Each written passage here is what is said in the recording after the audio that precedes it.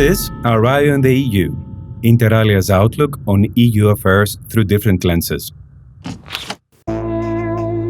South Africa brought Israel before the International Court of Justice for genocide against Palestinians. Once again, the Global North fails to deliver on its promises of democracy.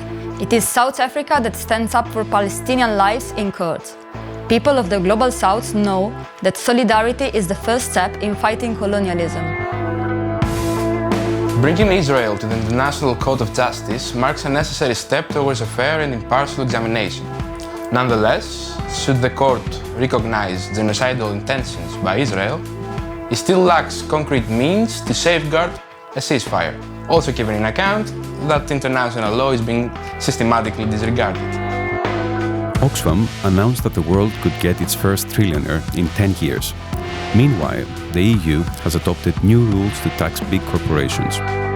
Corporations contribute to extreme capitalization, neocolonialism, as well as erosion of worker rights, and this tax will minimally impact on their super profits. While the rich are becoming extra rich, millions of people keep falling into poverty. Redistribution of these profits must be the priority. The European Union's recent adoption of rules to impose a minimum tax rate on big corporations is a long overdue measure towards fiscal equity and stability.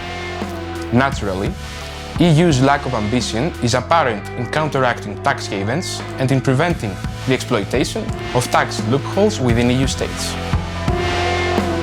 Neo-fascist movements are resurging over Europe. As neo-Nazis rally in Rome and discuss the deportation of unassimilated migrants in Germany, the European governments are doing nothing to put a stop to the rise of far right and, together with them, the fascists. Normalization of fascism is becoming worryingly accepted across the European Union.